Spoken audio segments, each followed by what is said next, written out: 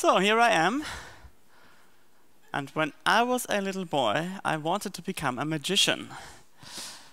And what fascinated me about being a magician was doing the impossible, doing things that are not really possible and make them happen anyway.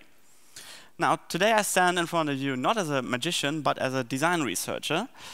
But that has interesting parallels, because in design we are often concerned with things that not yet exist, and making like an illusion through design. What would that be like in the future if we lived that way? And the cool thing is we often get to build these things and show them to people. And that's why I believe that design and research go together very well, because then we can give these artifacts from the future to people and ask them, what do you think?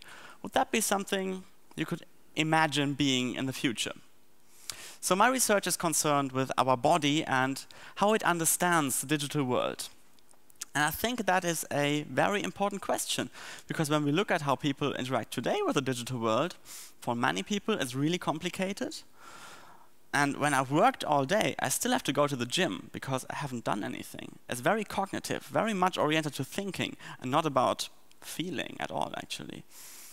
And then when I look at people in the subway, on the bus, it's almost an addiction. You know, this scratching on the top of Twitter, hoping something new is coming, and then going to other sites, hoping for something new. And I don't like this addiction. I think part of the problem is that we focus in the interaction design very much on thinking on the head and not enough on the body. So the question is, how does our body understand the digital world? How can we make it fit better?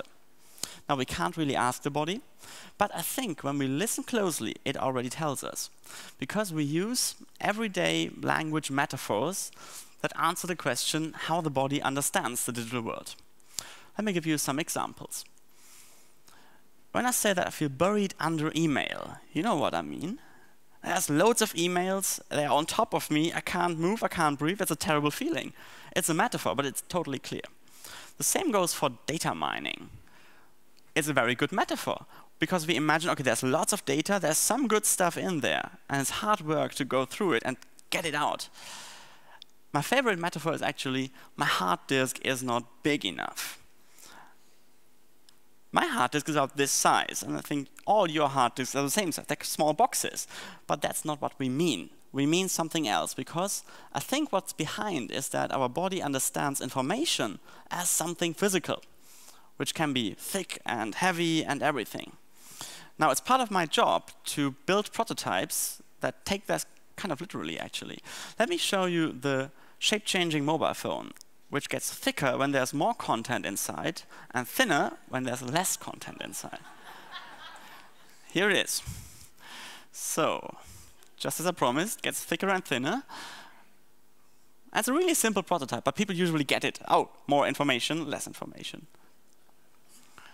Okay, it can be thin in the pocket, it can be thick, leaning towards you, adjust to the way you hold it when you hold it in your hands.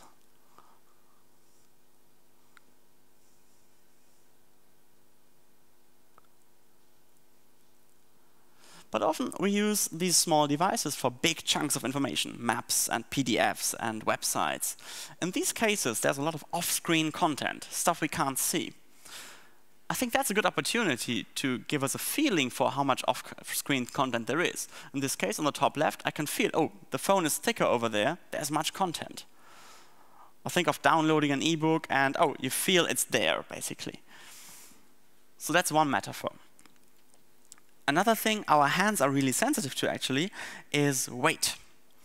We can really feel, like this thing here, that has a good center of gravity right in the middle, I would say. But what if we felt through the center of gravity of a thing where there's more information inside of it? We also tried that, and that is the weight shifting mobile.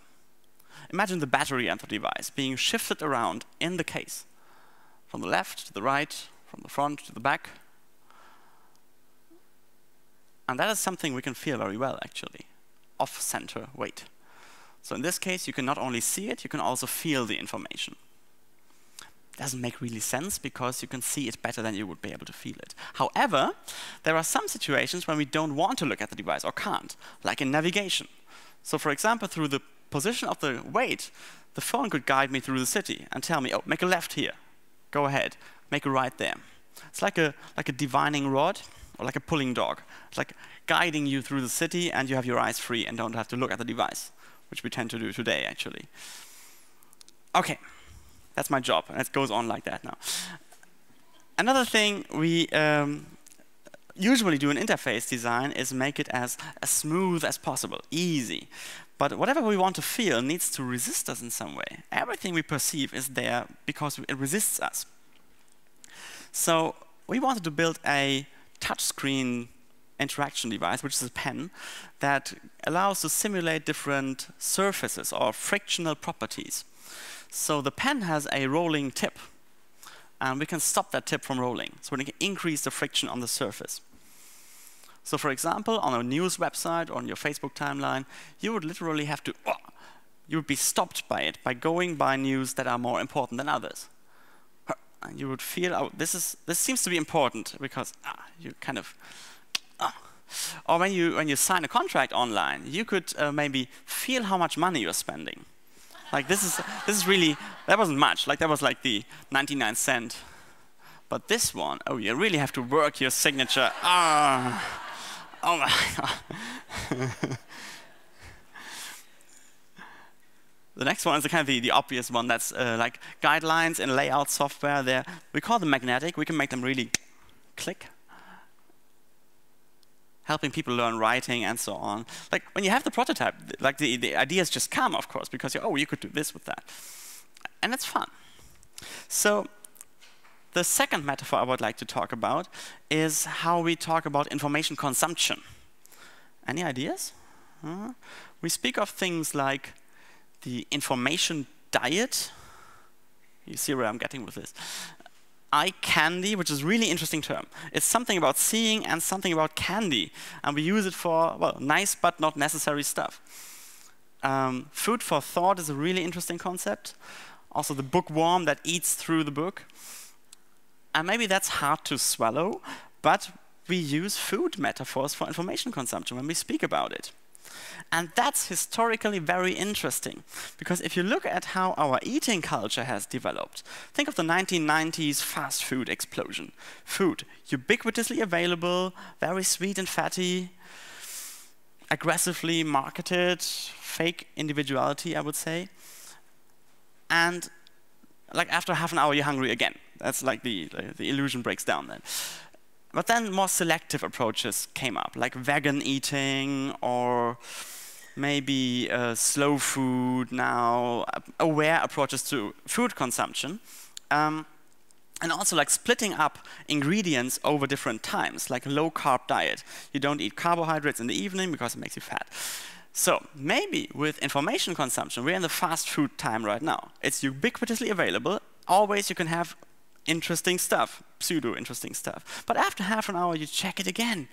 Maybe we need also there more, what's like vegan eating or the low-carb diet, but for information consumption, maybe slow information or something. That would be interesting. But that's not the most exciting metaphor, I think. The most exciting one is how we speak about our devices. Who has a device? Everybody has a device. And we talk about them in a certain way, I would say. My phone is almost dead, as if it was alive before, which it wasn't. I heard that there is a Swedish term for a mobile phone, which is like teddy bear. Is that right? Lame or something? Yeah, yeah. Interesting. Or the smartphone. That is a metaphor, of course, but it's so ubiquitous because it acts like intelligent. We call it intelligent. But the smartest thing on the planet is us, by far, and that's good. Not the phone. I'm not sure about you, but sometimes I have the feeling that my computer really hates me, which is my explanation, my body's explanation for why it crashes when I didn't save my work. It must be doing that on purpose, basically, because the relationship is maybe disturbed. I don't know. So I think behind that is the body explanation of what this is, and it's a social being, and we treat it like that.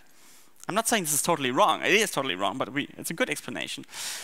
Now, we also built some prototypes for that, and I would like to show you the living mobile phone.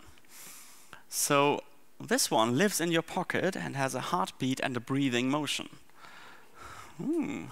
Here it is. Okay, it's calm and relaxed right now. That means no missed calls, no text messages, no whatever. Oh, missed call, and the phone gets excited. So, and that's what you instantly feel. Any ideas how to calm it down again? Oh, that's, yeah, there it is. You scratch it, and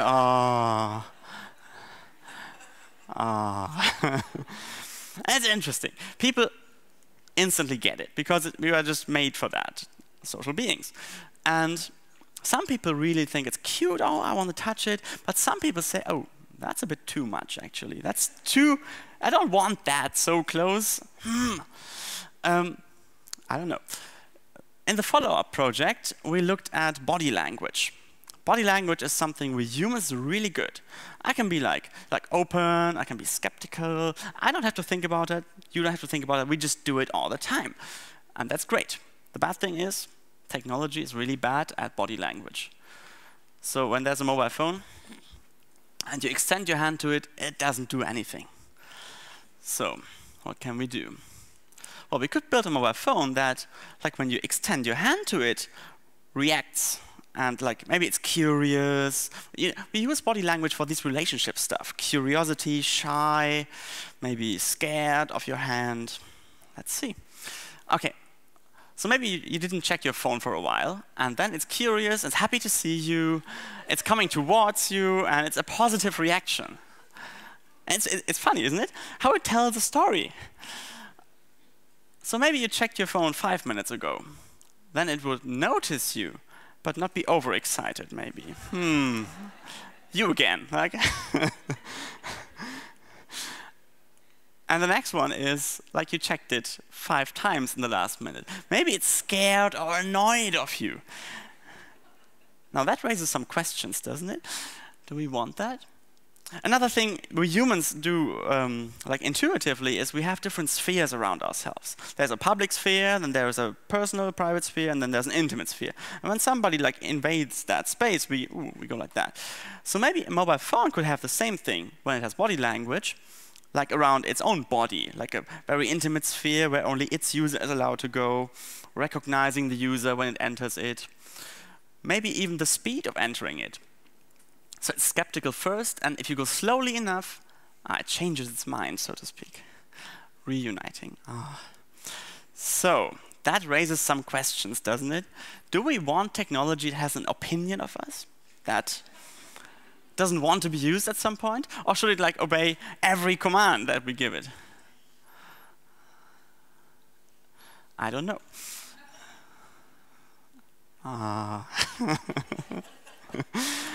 It's fun to explore this stuff. Okay, and it also raises some bigger questions, I think. And that is, first of all, what do we want the relationship of technology and humans to be? Do we want to meld them together? Or do we want to to draw a clear line? Technology, human, and not crossing this border. Secondly, do we really want to understand our lives as a computer program? Status update, that's a programmer's thinking, status updates. And I don't think that's good. I think we should start living moments again without documenting them. Because when we document it, like beautiful sunset, very romantic, let's get the camera out. No, it destroys the moment. And also, I think forgetting is a really good thing. And thirdly, actually the metaphor that's lurking there is that humans are like computers, and I don't think that's a good metaphor. So the third thing is, there are moments of, I know that myself very well, when I'm bored, when I'm lonely, when I feel weak, I tend to get into the pocket and get the phone out, because I want to kill these moments, and we tend to do that. We tend to kill moments of solitude, weakness, and boredom instantly. And I don't think that's also a good thing, because we lose the ability to focus on ourselves and develop ourselves further. Reflection is painful, and I think we have to go through it and not escape into communication. It's tempting. I feel it very much tempting. But I don't think it's a good thing. Because my fear is that we, at least psychologically, turn into a kind of Darth Vader, unable to exist without the machine that's become part of him. But we can. And I think with all these future possibilities of brain-computer interfaces, which are technology is getting closer, But I think that in the end, we should not turn into a machine or into a computer, but remain human. Thank you.